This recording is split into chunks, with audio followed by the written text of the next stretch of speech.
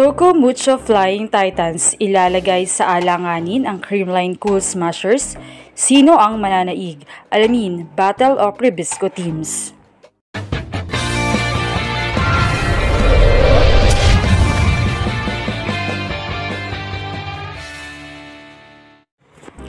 Another most awaited matchup ang magaganap ngayong Thursday. It's the battle between the sisters team, Creamline Cool Smashers and Choco Mucho Flying Titans. Talagang magandang bakbakan ito at mala-finals preview dahil noon nga ay silang dalawa ang nagharap sa PBL First All-Filipino Conference kung saan ay hindi nakapalag ang Choco Mucho at never pa nilang natalo ang Creamline Cool Smashers. Kaya naman malamang ito ang panghuhugutan ng Ubi Girls upang mapatumba nila ang Cool Smashers, especially kung ikukumpara sa standing ngayon, chill-chill lang ngayon ang Choco Mucho at wala sa kanila ang pressure kundi for the first time ay nasa bingit ng pagkalikwak sa Final Four ang Creamline.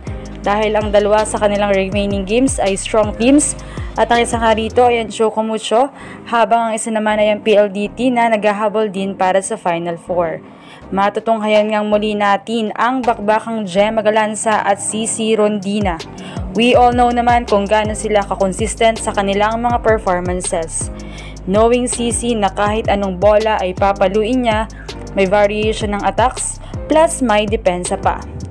Well, hindi naman dyan magpapatalo si Gemma Galanza na very consistent din talaga from offense to defense.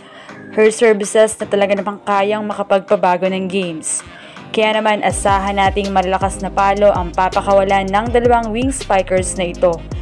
Pero kung may lamang talaga ang CCS dito, ay ito ay ang kanilang mga substitutions. Kung saan ang mga wing spiker nila ay hindi effective, ay kayang-kaya nila itong mapalitan. Maaari naman kung pagod na sila, ay kayang-kaya pa rin nilang makipagsabayan. They have Pons, Vargas na very effective din from offense to defense. Dumako naman tayo sa ating mga opposite hitters. Pagdating dito ay medyo unsure tayo sa tapatang Carlos at Kat Tolentino dahil may iniinda pang vertigo itong si Tolentino. Pero ilang games na ring pahinga si Kat at sa mga past game na hindi siya nakapaglaro kinaya naman ng Choco Mucho.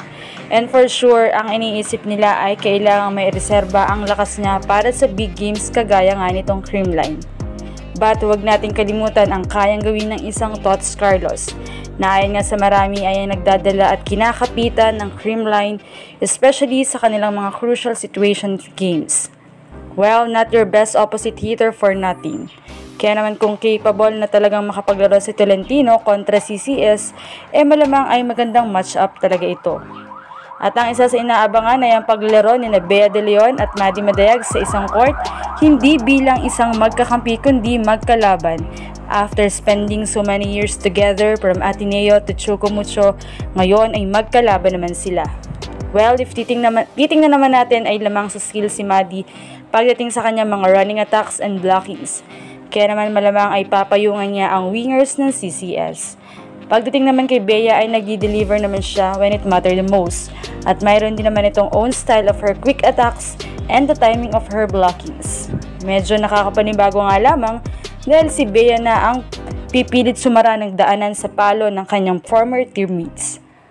Pagdating naman sa depensa ay hindi naman nagkakalayo ang gap nila dahil pareho naman silang tumatrabaho sa depensa. Halos maganda ang performance ni Tang at Kyle, pero kung pipili ng mas consistent sa depensa, mukhang kay Tang to mapupunta. Pero as we said kanina, pati mga wingers ay tumatrabaho sa floor, kaya naman malamang ipisan at bardahan sa floor defense ang magaganap. Pagdating naman sa playmaking, kung Creamline ka, dun ka mag-alala sa ipinapakitang inconsistency ni Kyle Negrito. Baka mas mapagana pa nga ni Mars and Dina ang kanilang mga wing spikers. We know naman na bumabalik na rin ang laro ni Dina from her injury at sanay na rin makipagtapatan sa kanilang sisters team. Pero si MFT has Alba na very consistent talaga so far. Kaya naman sa department na ito mukhang lamang ang ube sa pink.